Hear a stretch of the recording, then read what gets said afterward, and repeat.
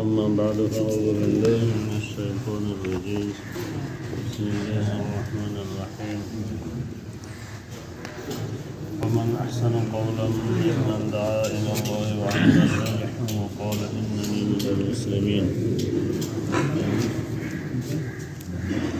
وقال النبي صلى الله عليه وسلم من رأى منكم منكرا فليغير بيده فإن لم يستطع فبلسانه فإن لم يستطع فبقلبه وذلك أضعف الإيمان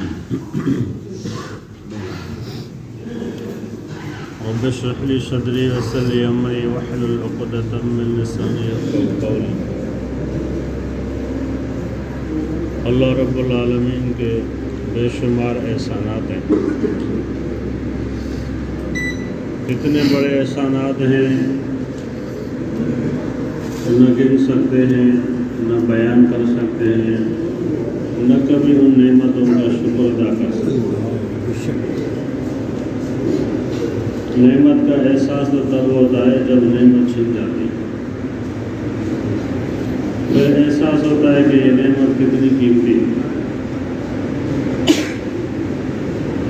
جیسے حدیث پاک میں آتا ہے پانچ چیزوں سے پہلے غنیمت سمجھو، یعنی اس کا احساس کرو، اس کی قدر کرو، اس کا شکر کرو، اس کو ضائع ہونے سے بچاؤ۔ فرمایا کہ زندگی کو موت سے پہلے غنیمت سمجھو، جوانی کو بڑھاپے سے پہلے غنیمت سمجھو، مالداری کو غربت سے پہلے غنیمت سمجھو، اور فرصت کو مصروفیت سے پہلے غنیمت سمجھو۔ تو میرے بھائی اور عزیزو، یہ اللہ پاک کی نعمت ہے، اس کا شکر ادا کریں گے۔ اللہ پاک کا وعدہ ہے لَإِن شَكَرْتُمْ لَأَزِيدَنَّكُمْ وَلَئِن كَفَرْتُمْ إِنَّ عَذَابِي لَشَدِيدٌ۔ فرمایا تم میری نعمتوں کا شکر ادا کرو گے، میں نعمت کو بڑھاؤں گا، اور فرمایا ناشکری کرو گے، ناقدری کرو گے، فرمایا میرا عذاب سخت ہے۔ یعنی خطرہ ہے کہ نعمت چھن جائے۔ ہم دنیا میں ہی دیکھ رہے ہیں، پہلے مالدار تھے، پھر غریب مسکین ہوتے، جوان تھے، صحت مند تھے، طاقت قوت والے تھے، اچانک ایسے بیماری لگ گئی، کمزور ہو گئے، لاچار ہو گئے۔ تو ہر حال میں اللہ پاک کا شکر ادا کرنا، زبان سے شکر کرنا ہے اور عمل سے قدر کرنا۔ جو نعمت ملی ہے اس کو صحیح استعمال کرنا۔ عام طور پہ ہم نے یہ سمجھا ہے کہ آنکھیں دی اللہ پاک نے دیکھنے کے لیے، نہیں دیکھنے کے لیے نہیں، صحیح دیکھنے کے لیے۔ غلط دیکھنے کے لیے اللہ پاک نے آنکھیں نہیں دی۔ ہم یہ سمجھتے ہیں کہ اللہ پاک نے کان دیے ہیں سننے کے لیے، بلکہ صحیح سننے کے لیے کان دیے، غلط سنیں گے تو پکڑو گے۔ اللہ پاک نے زبان دیے صرف بولنے کے لیے نہیں، صحیح بولنے کے لیے۔ ہاتھ دیے ظلم کے لیے نہیں، صحیح کام کرنے۔ اگر یہ نعمتیں صحیح استعمال ہوں گی تو اس پر انعامات ملیں گے، اجر ملے گا، دنیا بنے گی، آخرت بنے گی۔ اگر یہ اعضاء غلط استعمال ہوں گے، دنیا بھی برباد ہوگی، آخرت بھی برباد ہوگی۔ تو اللہ پاک ہمیں ہر حال میں شکر کرنے کی اور قدر کرنے کی توفیق عطا فرمائے۔ جب انسان کسی نعمت پر شکر کرتا ہے، اللہ پاک اس کو 3 انعام عطا فرماتے ہیں۔ ایک انعام یہ عطا فرماتے ہیں کہ نعمت کو بڑھاتے ہیں، دوسرا انعام یہ عطا فرماتے ہیں کہ نعمت قائم دائم رہتی ہے، تیسرا انعام یہ عطا فرماتے ہیں کہ نعمت کبھی چھینتے نہیں، دنیا میں چھوٹے پیمانے پہ عطا فرماتے ہیں اور آخرت میں بڑے پیمانے پہ عطا۔ قرآن پاک ایک آیت کا مفہوم ہے کہ قیامت میں اللہ پاک ان لوگوں کو اندھا کر کے اٹھائیں گے جنہوں نے قرآن سے، دین سے، اسلام سے اعراض کیا۔ اللہ پاک کی طرف سے ان کو جواب ملے گا جب وہ فریاد کریں گے کہ یا باری تعالیٰ ہم تو آنکھوں والے تھے، ہم تو دنیا میں دیکھنے والے تھے، آج ہمیں اندھا کر کے کیوں اٹھایا گیا ہے؟ اللہ پاک کی طرف سے ان کو جواب ملے گا کہ تم نے ہمارے دین سے اسلام سے اعراض کیا. ومن عارض عن ذکری فإن له معیشۃ ضنکا، جو ہمارے ذکر سے، دین سے، اسلام سے، قرآن سے منہ پھیر لے گا، اعراض کرے گا، ہم اس کی زندگی کو دنیا میں ہی تنگ کر دیں. سب کچھ کے ہوتے ہوئے بھی پھر بھی پریشان ہے، پھر بھی اس کو سکون نہیں ملے گا. کوئی اس کا ہمدرد خیر خواہ نہیں ہوگا، کوئی اس کا تابع دار فرمانبردار نہیں ہوگا. سب کچھ ہوگا پھر بھی پریشان. گھر والوں سے ڈرے گا، نوکروں سے ڈرے گا، ملازموں سے ڈرے گا، باڈی گارڈوں سے ڈرے گا، ہاں پڑوسی سے ڈرے گا.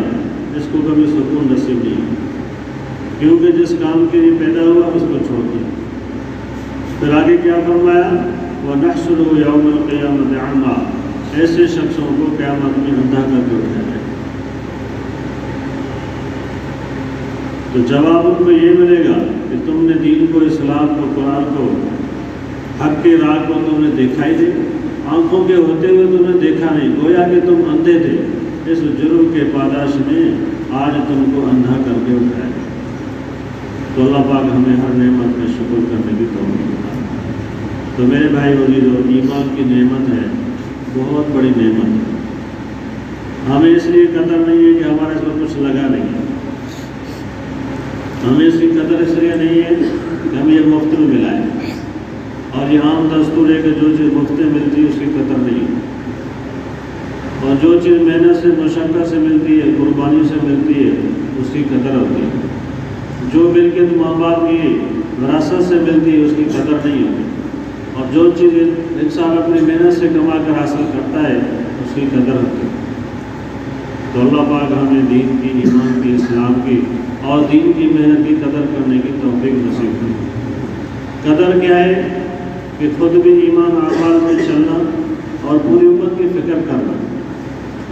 پوری امت کی فکر کرنا، پوری امت کی فکر کرنا یہ سوالات نبیوں کا کام ہے، مگر اس سے بڑھ کر امام الانبیاء کا کام. پوری امت کی فکر پہلے انبیاء نہیں کرتے تھے.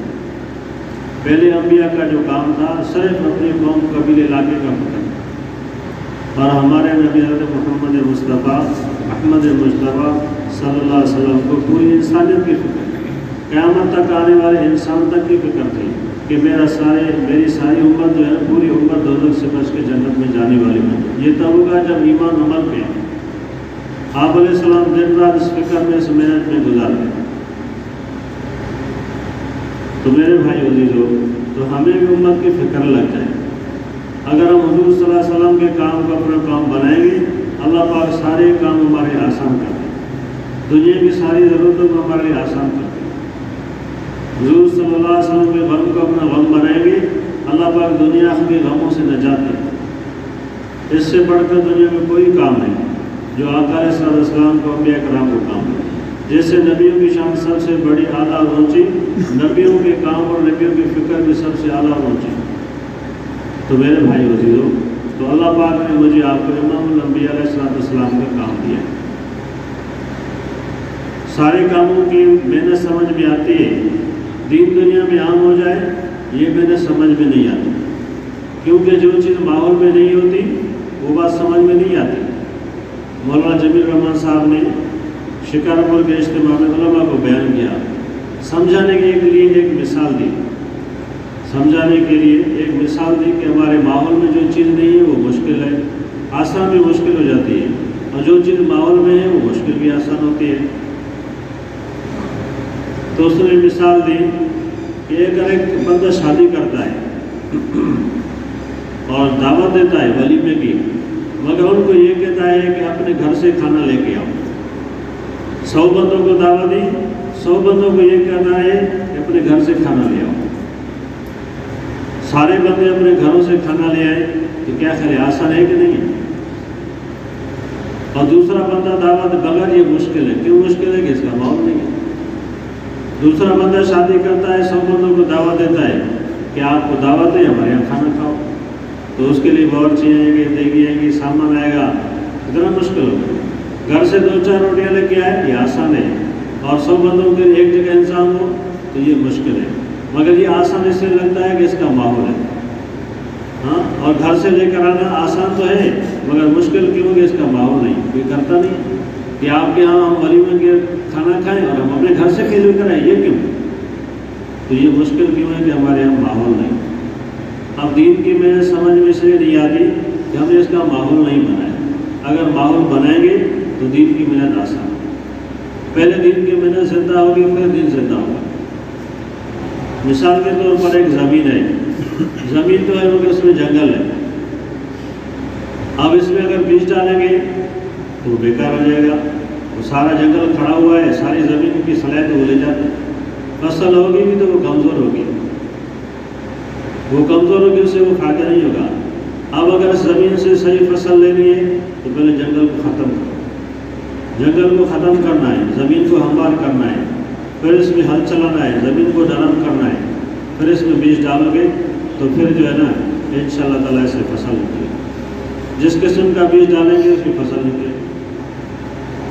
اب فصل کی محنت سے پہلے زمین کی محنت ہے۔ اگر زمین کی محنت نہ ہو، جنگل ہو، بنجر ہو اور اس میں سیم ہو، پانی کھڑا ہو تو بیج ڈالیں گے تو بیکار۔ اب ہم دین کی بات تو سنتے ہیں مگر دل میں دنیا کی محبت کا جنگل ہے، دنیا کی محبت دل میں بیٹھی ہوئی ہے، دنیا کی عہدے کی، ڈگری کی، سونے کی، چاندی کی، محل کی، بنگلے کی، اس کی محنت بیٹھی ہوئی ہے تو ہماری ساری صلاحیت اس پہ لگ گئی۔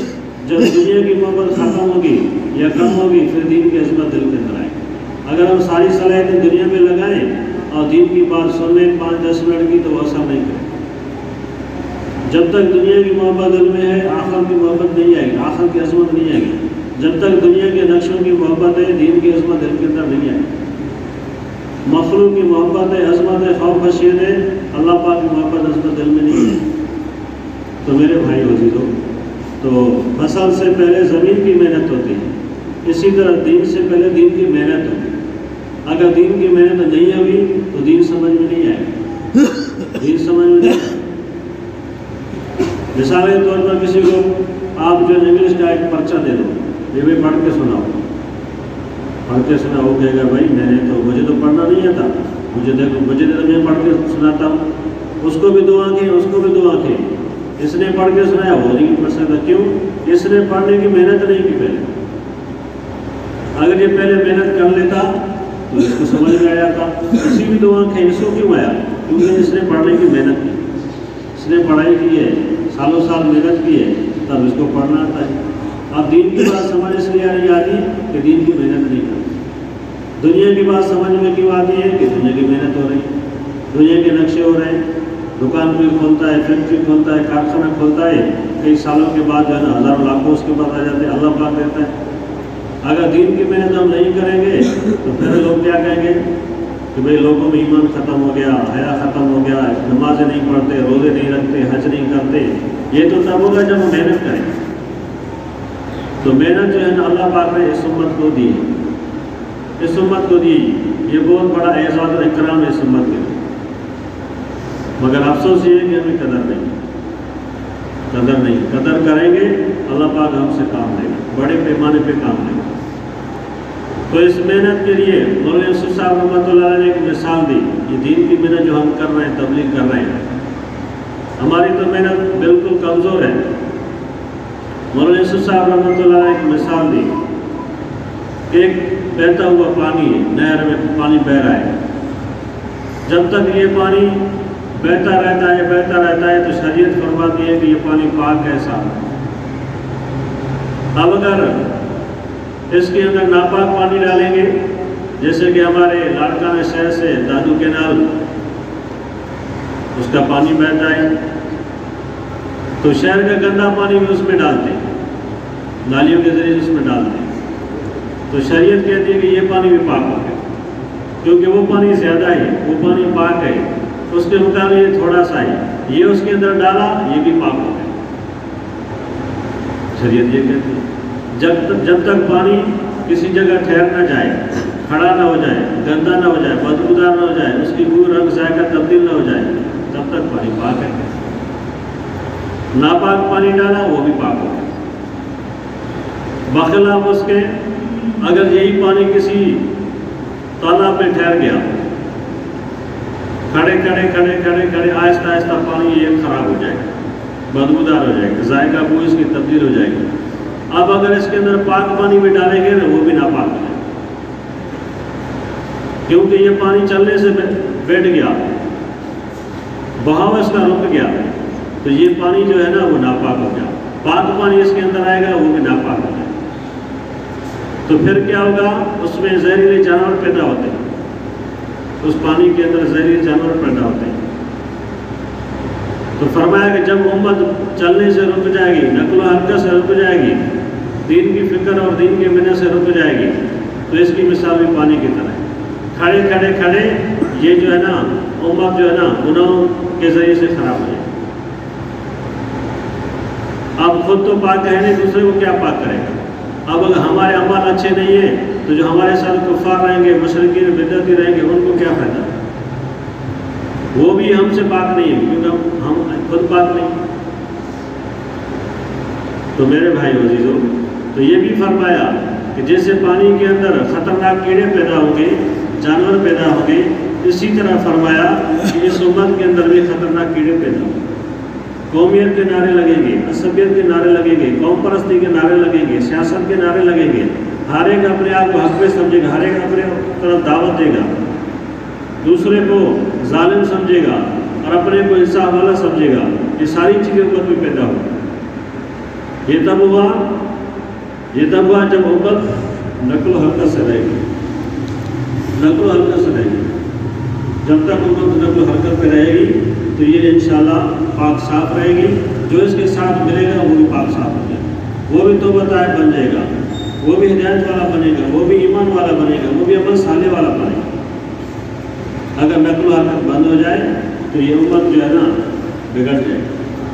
तो मेरे भाई बुजुर्गों, तो अल्लाह पाक ने हमें एक काम दिया, एक मेहनत दी है, अमाल दिए, वो करेंगे, हमारा अपना बचना भी आसान है, औरों को बचाना भी आसान है। अगर हम काम नहीं करेंगे तो फिर जो है ना हमारे अंदर पता नहीं क्या क्या अमाल आएंगे। एक मिसाल और दी, जैसे एक दरख्त है, दरख्त से अगर शाख कट जाए, उसको पानी के अंदर रख दो, हालांकि इधर पानी बहुत है, उधर दरख्त में उसको पानी बहुत कम मिल रहा है, उसकी ग़िज़ा बहुत थोड़ी मिल रही है, और इधर पानी में शाख पड़ी हुई है, मगर ये इधर बेकार हो जाएगी। जो शाख दरख्त में लगी हुई है ये हरी भरी होगी, हाँ फैलेगी, फूलेगी, इसमें फल आएंगे, फ्रूट आएंगे, हाँ इसकी शाखें बढ़ेंगी, पत्ते आएंगे। अगर जिसको थोड़ी सी खुराक मिल रही है और इधर पानी में इसको ज़्यादा खुराक मिल रही है, मगर अपने मरकज़ से माहौल से कट गया और इसको ज़्यादा खुराक मिल रही है, तो ये बर्दाश्त नहीं करेगा, ये फिर भी बेकार हो जाएगा। तो फरमाया कि माहौल से जुड़ के रहो, माहौल से जुड़ के रहो, मरकज़ से जुड़ के रहो, तो फिर इंसान का बचना आसान। जैसे हदीस पाक में आता है कि जमात को लाजिम पकड़ो, जमात को लाजिम पकड़ो। अकेली बकरी को भेड़िया खा जाता है, और फरमाया कि इंसान का भेड़िया शैतान। जब अकेली बकरी रेवड़ से अलग हो जाए, आप जो है चरवाहा एक बकरी का ख्याल करें या जो है ना रेवड़ का ख्याल करें, तो भेड़िया देखता है कि जो अलग अलग चल रही है इस पर हमला कर, इस पर हमला कर।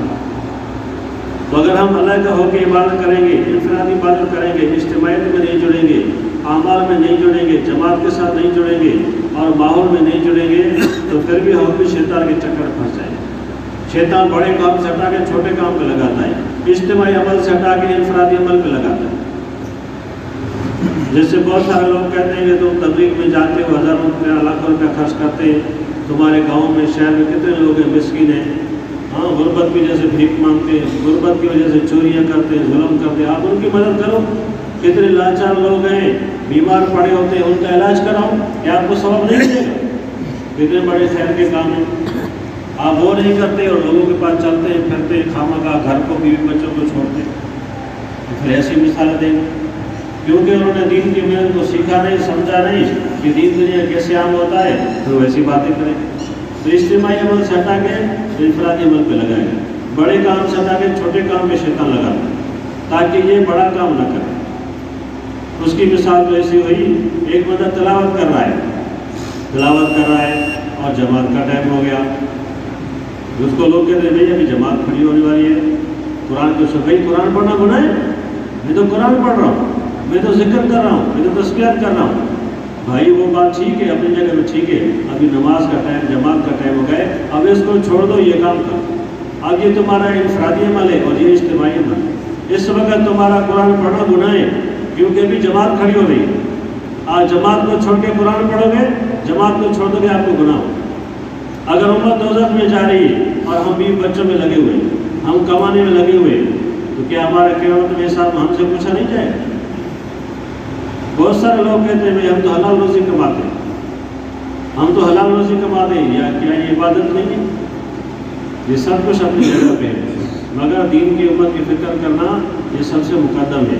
یہ کریں گے تو ہمارا ایمان عمل بچے گا، ورنہ ہم بھی خطرے میں، ہم بھی خطرے میں۔ ایک بزرگ نے ایک مثال دی، ایک گاؤں تھا، اس کے چاروں طرف جو ہے نا بچاؤ کا بند تھا کہ سیلاب آ جائے، برسات کا پانی آ جائے تو اس سے بچاؤ ہو جائے کہ ہمارا گاؤں ڈوب نہ جائے۔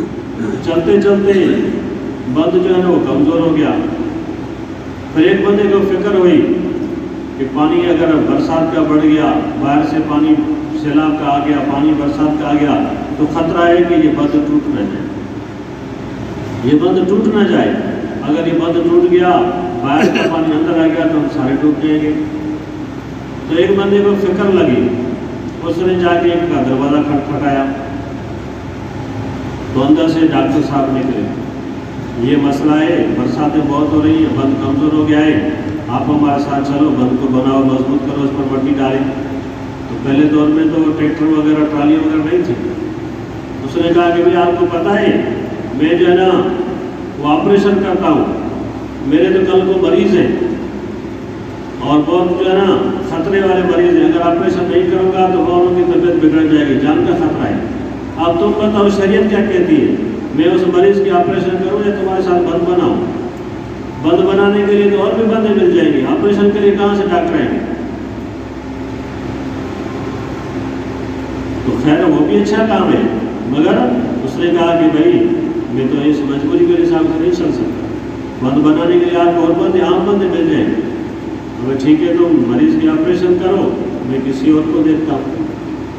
آگے چلے، دروازہ کھٹکھٹایا، بھائی یہ صورتحال خطرہ ہے۔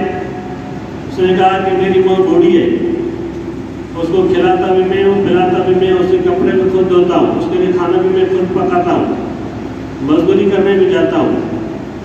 تو اب تم بتاؤ شریعت کیا کہتی ہے؟ وہ تو عقل سے سمجھانا چاہ رہا تھا کہ میں اپنی ماں کی خدمت کروں یا بند بناؤں۔ آپ کے اس کام کے لیے تو اور بندے مل سکتے ہیں، میری ماں کی خدمت کون کرے گا، کپڑے کون دھوئے گا، گھر کی صفائی کون کرے گا، اور جو ہے نا کپڑے کون دھوئے گا، کھانا کون پکائے گا؟ اس نے کہا ٹھیک ہے میں تو اپنی ماں کی خدمت کروں، میں کسی اور کو کہتا ہوں۔ پھر آگے چلا، دروازہ کھٹکھٹایا تو قاری صاحب نکلا، قاری صاحب نکلا، بھائی یہ مسئلہ ہے۔ اس نے کہا میں بچوں کو پڑھاتا ہوں، نماز پڑھاتا ہوں، مسجد کی صفائی کرتا ہوں، اگر میں چلا جب آپ کے ساتھ، 1-2 گھنٹے کا تو کام نہیں ہے، اگر میں آپ کے ساتھ چلوں تو اہتمام نہیں ہوگا تو نماز بگڑ جائے گی، استاد نہیں ہوگا تو بچے بگڑ جائیں گے، ان کی تعلیم کا مسئلہ ہے، نماز کا مسئلہ ہے، مسجد کا مسئلہ ہے۔ اب میں تمہارے ساتھ بند بنانے چلوں یا مسجد کی نماز کی اور نمازیوں کی اور جو ہے بچوں کی خدمت کروں، ان کو پڑھاؤں؟ تو جس کے پاس جاتا ہے وہ عذر کرتا ہے، جس کے پاس جاتا ہے عذر کرتا ہے۔ کوئی نہیں کہتا کہ میں فارغ ہوں، چلو میں تیرے ساتھ چلتا ہوں۔ سارے کہتے ہیں کہ میں تو مصروف ہوں، میرا عذر ہے، یہ میری مجبوری ہے، تو کوئی اس کے ساتھ چلتا نہیں ہے۔ پھر کیا ہوتا ہے کہ برساتیں بڑھتے بڑھتے بڑھتے بڑھتے شہر کے اندر بھی پانی، باہر بھی پانی، جہاں سے بند کمزور تھا ادھر سے بند ٹوٹا، تو باہر کا پانی اندر آ گیا، سارا گاؤں ڈوب گیا۔ نہ کوئی امام صاحب رہا، نہ کوئی ڈاکٹر صاحب رہا، نہ کوئی ماں کی خدمت والا رہا، کوئی نہ، سارے ڈوب کے مر گئے۔ میرے بھائیو عزیزو، اگر ہم دین کی محنت نہیں کریں گے، پھر جو بے دینی کا سیلاب آ رہا ہے یہ ہماری نسلیں ختم کر دیں۔ بہت سارے لوگ دیکھیں تو باپ تو دیندار تھے، تہجد گزار تھے، حاجی تھے، نمازی تھے اور متقی پرہیزگار تھے، ان کے بچے بے دین ہوئے کیونکہ ان کو ماحول نہیں ملا، ان کی تربیت نہیں، اپنی نماز میں لگا رہا، اپنی عبادت میں لگا رہا، انفرادی عبادت کرتا رہا، امت کی فکر نہیں، ماحول نہیں بنایا۔ اگر ماحول بناتا تو تو امید ہے کہ اس کی اولاد بھی صالح ہو جائے۔ جب ماحول نہیں بنایا اپنی عبادت میں لگا رہا، تو جب وہ بچوں کو ماحول نہیں ملا تو وہ بھی جو ہے نا ماحول کی طرح ہو گئے۔ تو میرے بھائی وزیروں، اللہ پاک نے یہ محنت دی ہے، یہ کام دی ہے، یہ صرف کام نہیں، یہ انعام ہے، یہ اللہ پاک کا انعام ہے۔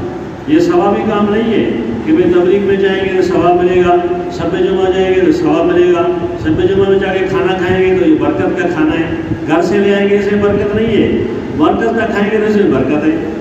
عجیب ہماری سوچ ہے، عجیب ہماری سوچ ہے۔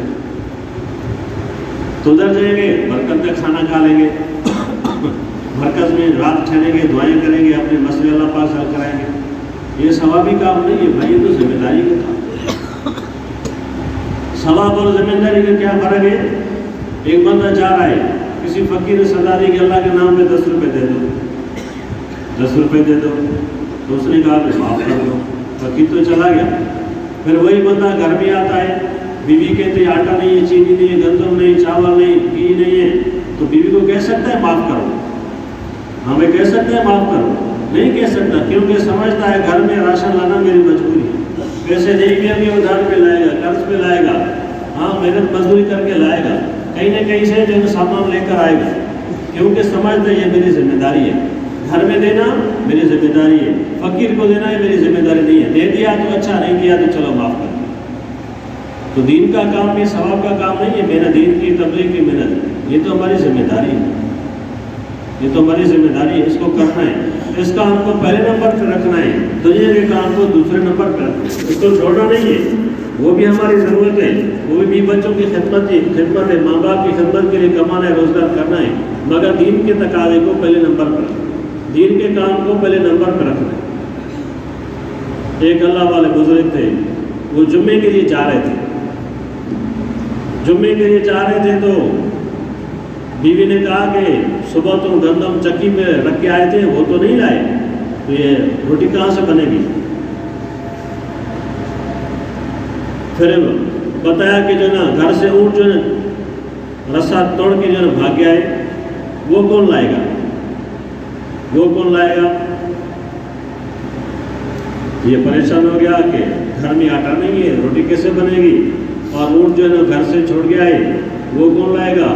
اور تیسرا کام اس کا یہ تھا کہ اس کی زمین میں پانی پہنچانا تھا، کبھی کبھی پانی کم ہوتا ہے تو باری بڑھ جاتا ہے، کچھ دن اس نہر میں پانی، کچھ دن اس نہر میں پانی آتا ہے، تو کمی کی وجہ سے لوگ جو ہے نا کبھی اس طرف کا پانی زمین والے بھرتے ہیں، کبھی اس طرف والے بھرتے ہیں، تو تیسرا کام اس کا یہ تھا کہ اس کو جو ہے نا زمین میں پانی ڈالنا تھا، چھوڑنا تھا۔ اب جمعے کی نماز کا ٹائم بھی آ گیا، اب یہ سوچنا پڑے گا کہ اب کیا کروں، اگر آٹا لینے کے لیے چکی سے جاتا ہوں تو جمعے کی نماز جاتی ہے، اونٹ کو پکڑنے جاتا ہوں تو جمعے کی نماز جاتی ہے، زمین میں پانی چھوڑنے کے لیے جاتا ہوں تو جمعے کی نماز جاتی ہے، اب کیا کروں؟ اس نے کہا یا اللہ میں تیرے کام سے تو میرے کام بنا، میں تیرے کام سے تو میرے کام بنا۔ وہ چل دیا، جمعے کے لیے چل دیا۔ جب جمعہ نماز پڑھ کے واپس آ گیا تو بیوی نے کھانا دے دیا، روٹی دے دی، سالن دے دیا، پوچھا یہ روٹی کہاں سے آ گئی؟ آٹا تو نہیں تھا گھر میں۔ کہا کہ وہ پڑوسی بندہ تھا، وہ گیا تھا جو ہے نا چکی پہ آٹا بنوانے کے لیے، تو اس کو کہا کہ یہ بھائی مولوی صاحب کا آٹا ہے، یہ جو ہے نا آپ کا پڑوسی ہے، اس کے در تک پہنچا دو۔ اپنا بھی لے کر آیا، ہمارا بھی لے کر در تک پہنچا دیا، در تک پہنچا دیا۔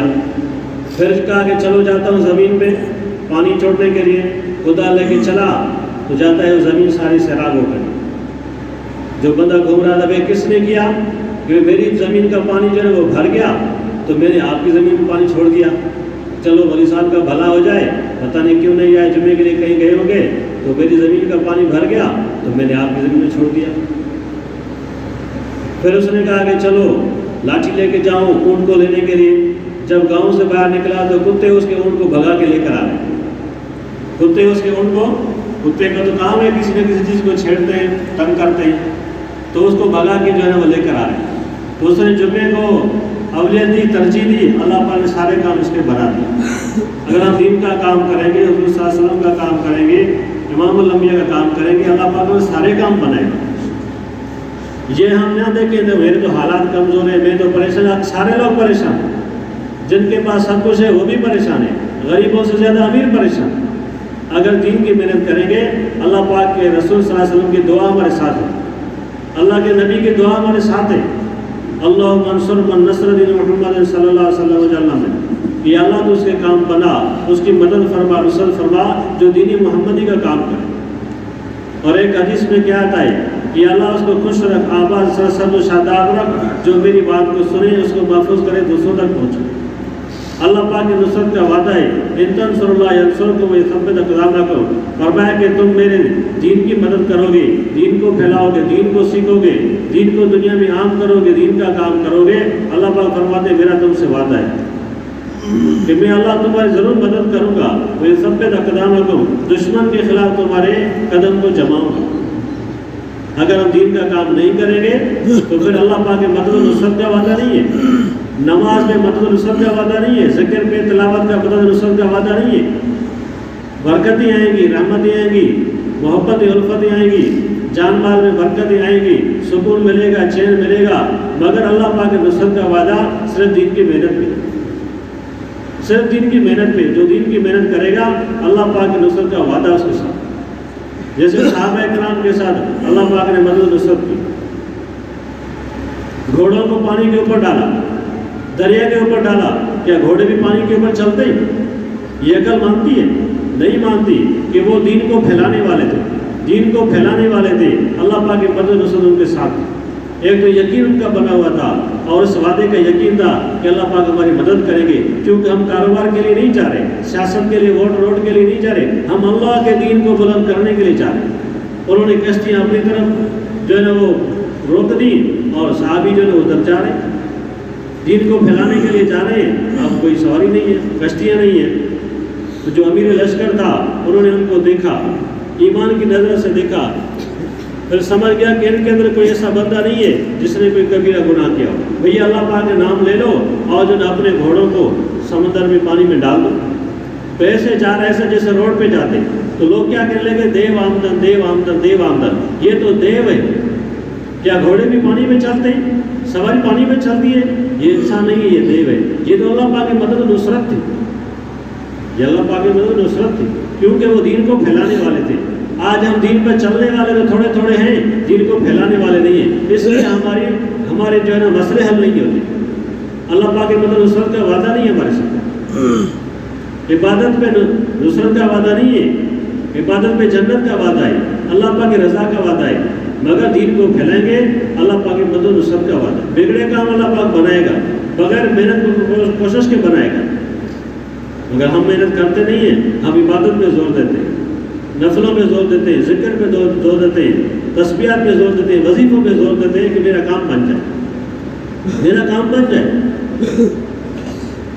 میرے گھر کے مسئلے، روزگار کے مسئلے، شادی کے مسئلے، پلاٹ کے مسئلے حل نہیں ہوتے، سالوں سال لگتے ہیں، کیونکہ اللہ پاک کے مدد و نصرت کا وعدہ نہیں۔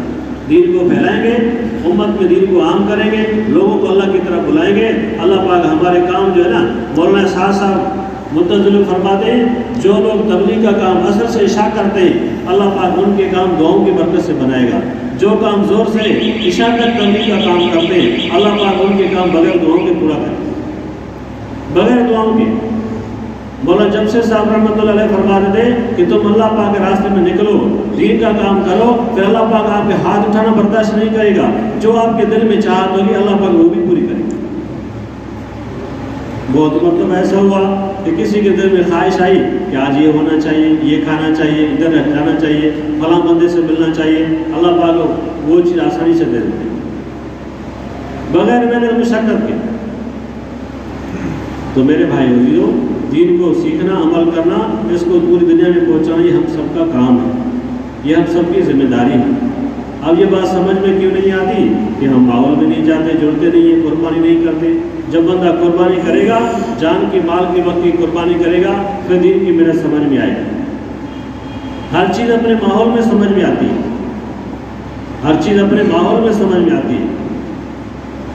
ایک مولوی صاحب تھا، بازار میں ایک دکان تھی، اس کا دوست تھا واچ میکر، اس کو جا کے نماز کی دعوت دیتا، قبر قیامت آخر کے حشر کی بات کرتا، بات تو سن لیتا تھا، مگر बाजार का माहौल था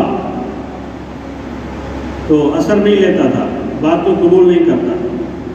एक दिन वही बंदा मौलवी साहब के पास आ गया, कोई काम था उसमें, कोई मसला पूछना या कोई दुआ लेना, तो उसने यहाँ घड़ी निकाल के उसको दे दी, भी ये बना के दो।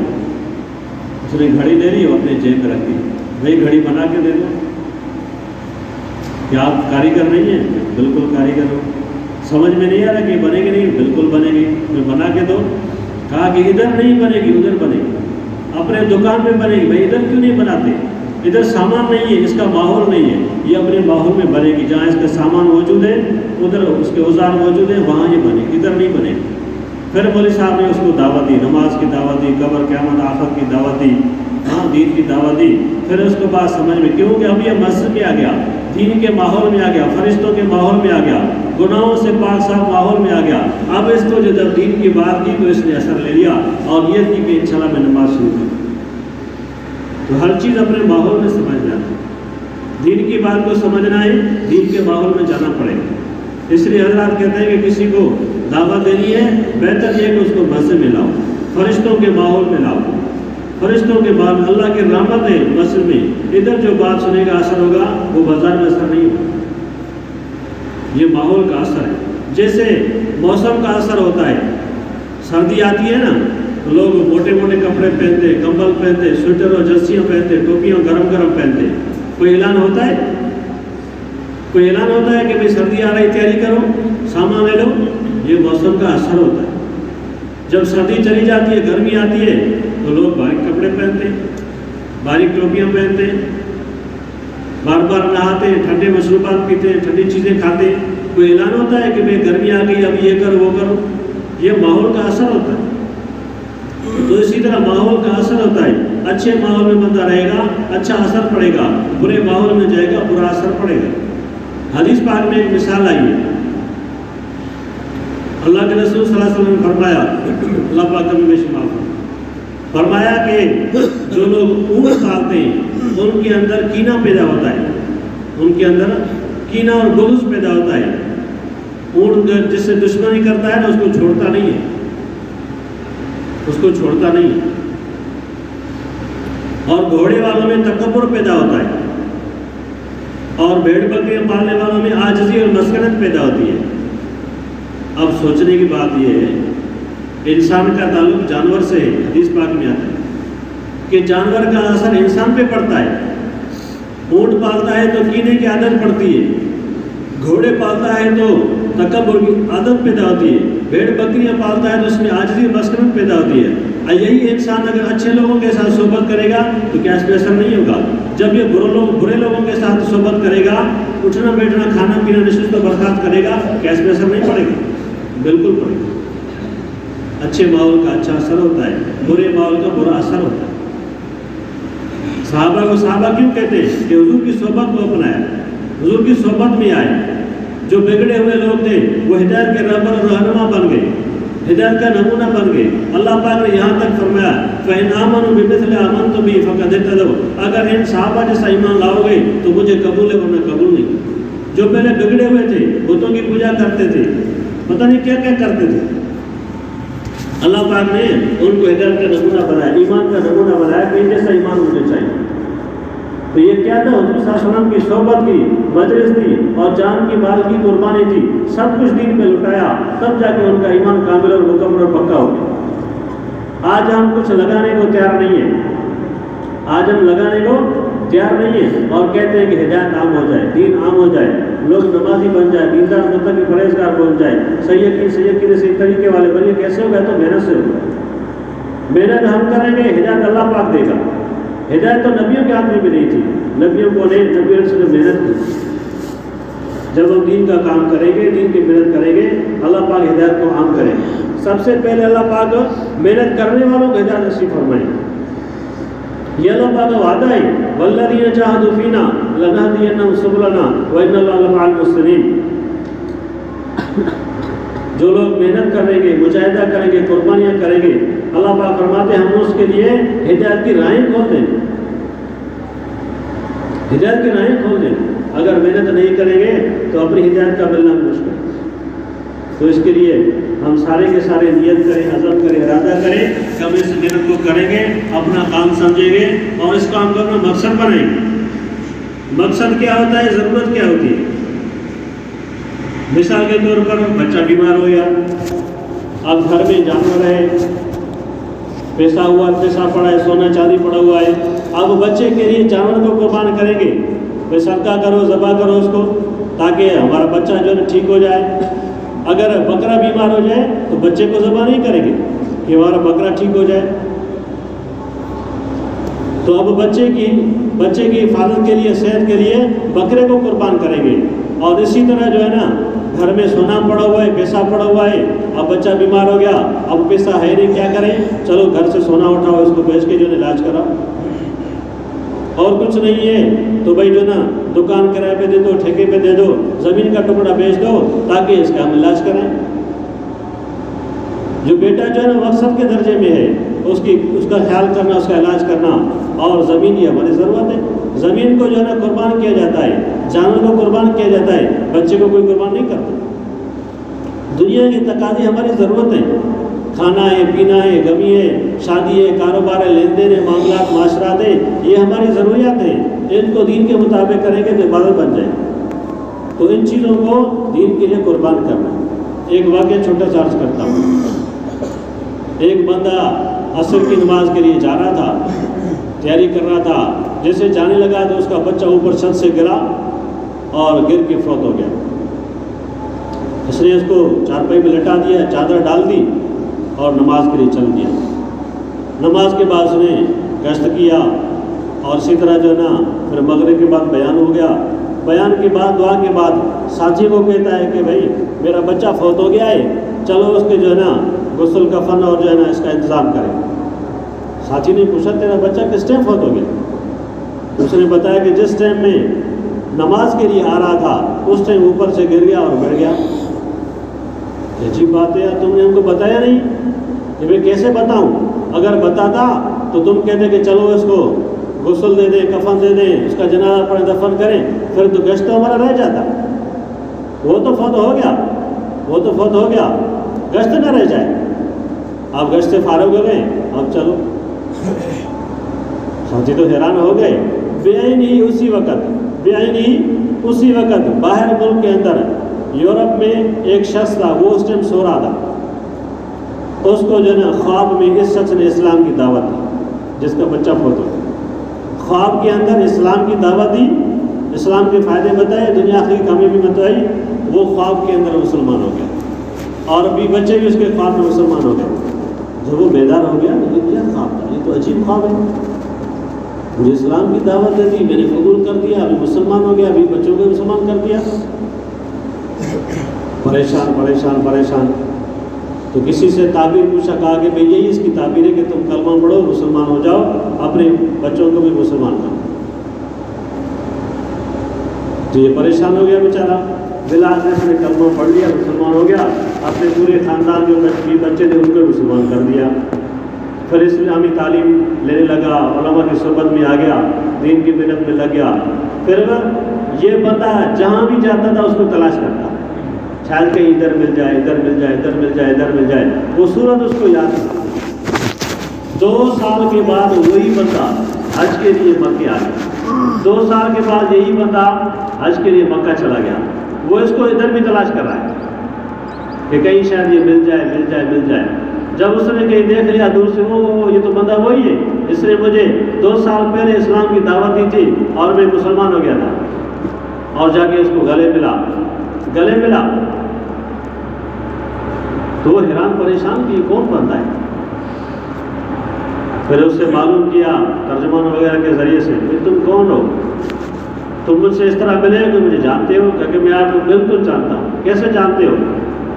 کہ میں فلاں ملک کا رہنے والا ہوں، آپ نے مجھے خواب کے اندر اسلام کی دین کی دعوت دی تھی، میں مسلمان ہو گیا، ابھی بچے مسلمان ہو گئے، میں اس دن سے آپ کو تلاش کر رہا ہوں، جہاں جاتا ہوں آپ کو تلاش کرتا ہوں، آج آپ مجھے ادھر ملے۔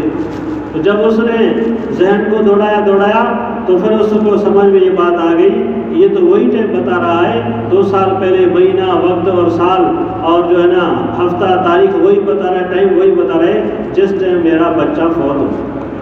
اور میں گشت میں چلا گیا۔ تو قربانی تو اس نے یہاں دے دی، اپنے بیٹے کا جنازہ بعد میں پڑھا، دین کے تقاضے کو مقدم کیا، اللہ پاک نے اس کے ہدایت کو ذریعہ بنا، حالانکہ یہ گیا نہیں ادھر، خواب کے ذریعے سے اللہ پاک نے اس کو اسلام کی دعوت دی۔ تو میرے بھائی عزیزو، اگر یہ دین کا کام کریں گے اللہ پاک سب سے پہلے ہدایت بھی دیں گے اور ہدایت کا ذریعہ بھی بنے گا۔ اگر دین کا کام نہیں کریں گے، دین کی محنت نہیں کریں گے، عبادت کریں گے نا، تو پھر ہم خطرے میں ہیں، خطرے میں ہیں۔ اگر برے ماحول میں ٹھہرے تو ہم سے عبادت بھی چھوٹ جائے۔ کتنے سارے لوگ تھے، نمازی تھے، تہجد گزار تھے، روزے رکھنے والے تھے، ماحول نہیں ملا، اچھا نہیں ملا تو وہ بھی بگڑ گئے۔ تو میرے بھائی عزیزو، تو ماحول میں رہیں گے تو ہمارا بھی بچاؤ ہوگا، اوروں کے بچنے کا ذریعہ بنے گا۔ اگر ماحول میں نہیں رہیں گے تو ہم بھی خطرے میں ہیں، اوروں کے لیے جو ہے نا پریشانی کا سبب بنے گا۔ تو میرے بھائیو، آج سارے لوگ پریشان ہیں، بیوی سے، بچوں سے، پڑوسوں سے پریشان ہیں کہ وہ خیال نہیں کرتے، حق ادا نہیں کرتے۔ تو یہ کیوں ہے کہ دین کی محنت نہیں کی تو وہ ہمارا حق ادا نہیں کرتے۔ تو دین کی محنت کریں گے، ماحول بنے گا تو انشاءاللہ ہم سارے کسی کے حقوق ادا کریں گے۔ تو اس کے لیے سب سے پہلا کام کیا ہے؟ انسانیت کریں۔ دوسرا کام کیا ہے کہ دعوت دیں۔ تیسرا کام کیا ہے کہ دعا کریں انشاءاللہ۔ تو کیا خیال ہے، ان تینوں کام میں پیسے لگتے ہیں بھائی؟ انشاءاللہ 1 روپیہ نہیں لگتا، نہ نیت ارادے میں تو پیسے لگتے ہیں، نہ دعوت پہ، نہ دعا پہ۔ قبول کرنے والا اللہ پاک ہے، تو اس کے لیے نیت کرو بھائی، یہ نیت کرو انشاءاللہ ہم 4 مہینے لگائیں گے، محنت کریں گے، پوری دنیا میں جائیں گے اور موت تک کام کریں گے۔ کس کس کی نیت ہے؟ تھوڑا کھڑے تو ہو جائیں، اللہ پاک کو دکھاؤ کہ اللہ میری نیت ہے، میرا جذبہ ہے، میرا ارادہ ہے، قبول کرنے والا تو ہے۔ ابھی تو نقل کام یہ کرو، کھڑے ہو کے اللہ پاک کو دکھاؤ کہ اللہ میری نیت ہے، میرا ارادہ ہے، میرا جذبہ ہے، قبول کرنے والا اللہ ہے۔